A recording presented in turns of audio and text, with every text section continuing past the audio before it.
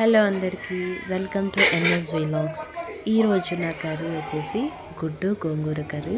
Smell అయితే super టెంప్టింగ్గా ఉంది guys. నేను ఫస్ట్ టైం ట్రై చేస్తున్నాను, సో చూద్దాం ఎలా కుదిరిందని. నేను కొంచెం ఒక్కసారి కలిపి దీన్ని కొంచెం సైడ్కి తీసి టేస్ట్ ఎలా ఉంది అంటే ఉప్పు కారం సరిపోయిందా లేదా అని మనం కూర తింటే ముందే చూసుకోవాలి. ఓకే, సో నేను కొంచెం ట్రై చేస్తున్నాను ఉప్పు కారం అంతా సరిపోయిందా అని చెప్పి. సో మనం క్లోజ్ చేసుకున్న తర్వాత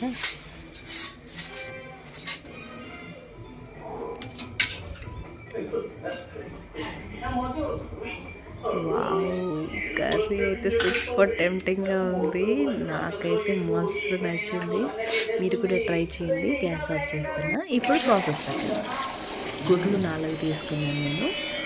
ఆయిల్ గ్యాస్ ఆన్ చేసి ఒక గ్లాస్ ఆఫ్ వాటర్ వేసుకోండి, 2 గ్లాసెస్ ఆఫ్ వాటర్.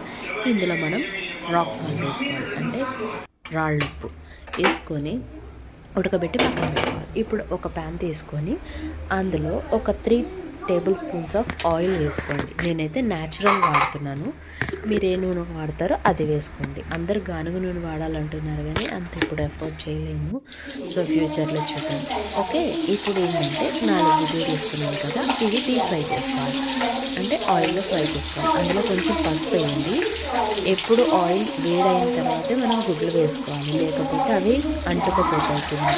సో మంచిగా వేపిన తర్వాత గోల్డెన్ బ్రౌన్ వస్తే కూర టేస్ట్ వస్తుంది. నార్మల్గా కూడా తినొచ్చు, కాకపోతే కొంచెం వేగినాయి అనుకో బాగుంటుంది. నాకు అలా ఇష్టం అనమాట. మా ఇంట్లో కూడా అలాగే తింటారు. సో చూసారు కదా ఎలా వేగినాయో, అవి సరిపోతాయి. సో ఇలా వేగిన తర్వాత మనం ఒక 2 మినిట్స్ నుంచి పక్కకు తీసేసుకుందాం. ఓకే, 2గా పక్కకు తీసుకుందాం అనుకో సరిపోతుంది. మీరు ఎలా తింటారు? గుడ్లు బాయిల్ చేసి తింటారా, లేకపోతే ఇలా ఫ్రై చేసుకొని తింటారా? చూద్దాం. ఇప్పుడు అదే ఆయిల్లో కొంచెం గ్యాస్ చిన్నగా పెట్టి ఉల్లిపాయ పచ్చిమిర్చి, ఒక 3 ఉల్లిపాయలు 4 పచ్చిమిర్చి, ఎందుకంటే గోంగూర కదా స్పైసీ ఉంటే బాగుంటుందని చెప్పి నేను ఒక 4 మిర్చీలు వేసాను. మిర్చీలు అయితే కారంగానే ఉన్నాయి. సో చూద్దాం కర్రీ ఎట్లా ప్రిపేర్ అవుతుందో. అలా వేపిన తర్వాత మనం మూత పెట్టేసుకుందాం. మూత పెడితే మగ్గుతాయి కదా ఆయిల్లో, సో టేస్ట్ ఉంటుంది అన్నమాట. సో ఒక 5 మినిట్స్ అవి చూస్తే చూడండి మంచి వేగున్నాయి. ఇప్పుడు మనం ఇందులో ఏం చేయాలంటే అలా వేగినప్పుడు ఒక 1 లేదా 2 స్పూన్స్ ఆఫ్ ఉప్పు వేసుకోవాలి. కొంచెం వేసుకున్నా పర్లేదు, ఎందుకంటే ఉల్లిపాయలు త్వరగా మగ్గిపోతాయి అన్నమాట. మనకి కర్రీ అనేది తొందరగా ప్రిపేర్ అవుతుంది. సో అలా ఉల్లిపాయలు వేగిన తర్వాత ఇంకా వేగాలి కాబట్టి ఉప్పు వేసాం కదా, ఒక చిన్నగా పెట్టుకొని సిమ్లో పెట్టుకొని మనం మూత పెట్టేసుకోండి. మూత పెట్టుకొని ఒక 5 మినిట్స్ అయిన తర్వాత చూస్తే చూడండి ఎలా మగ్గిపోయింది. సో ఇప్పుడు ఇందులో మనము అల్లం వెల్లుల్లిపాయ పేస్ట్ వేసుకుందాం. ఇది హోమ్ మేడ్ అండి, ఇంట్లో చేసింది కాబట్టి ఫ్లేవర్ బాగుంటుంది. ఫ్రెష్ కదా, హెల్త్ కూడా మనకి మంచిది అనమాట. మ్యాక్సిమం హోమ్ మేడ్ ప్రిఫర్ చేయండి. ఓకే, ఇప్పుడు అలా వేసిన తర్వాత ఒక కలిపితే మనం ఒక 5 మినిట్స్ దాన్ని వదిలేయాలి, ఎందుకంటే పట్టుకుంటుంది కదా ఉల్లిపాయలు.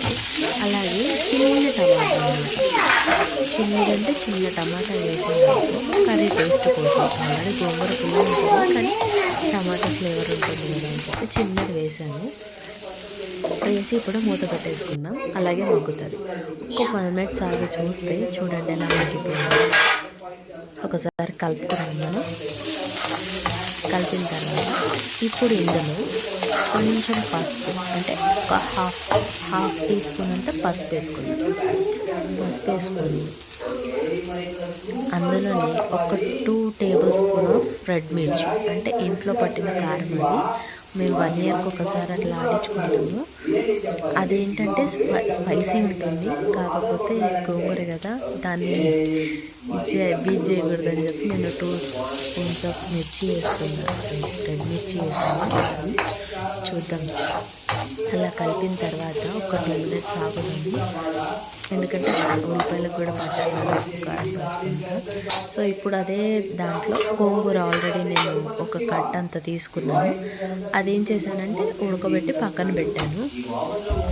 అది తీసి అందులో వేసేసి ఒక్కసారి కలుపుకున్నాను. కలుపుకున్న తర్వాత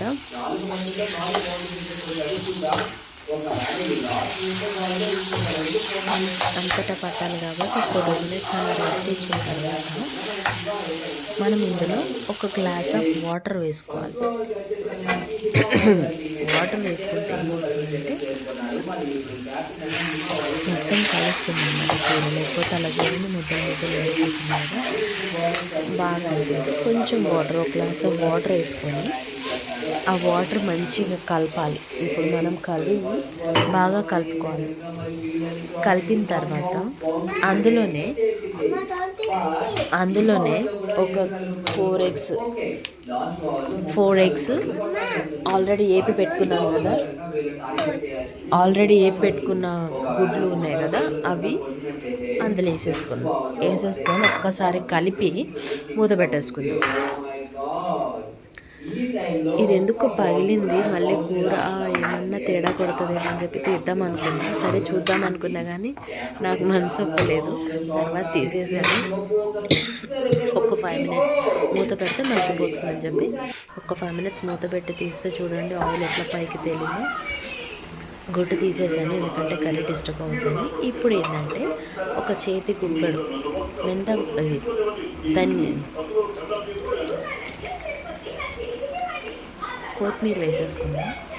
కొత్తిమీర వేస్తే కూరకి టేస్ట్ వస్తుంది అన్నమాట. ఎప్పుడైనా కానీ ఒక మంచిగా గుప్పెడు తీసుకొని అలా కొత్తిమీర మంచిగా జిమ్మిన తర్వాత ఒక్క 5 మినిట్స్ ఉంచితే చాలా మనకి కర్రీ అనేది ప్రిపేర్ అయిపోతుంది. సో ఇదే ప్రాసెస్లో మనం ఏం చేయాలంటే ఎప్పుడైనా కర్రీ దించే ముందు ఉప్పు కారం చూసుకోవాలి. తర్వాత పైనుంచి వేస్తే కాదు, ఇప్పుడు వేసుకుంటేనే కర్రీ అన్నది టేస్ట్ ఉంటుంది అన్నమాట. ఓకే, మీరు కూడా ట్రై చేసి నాకు చెప్పండి. బాయ్.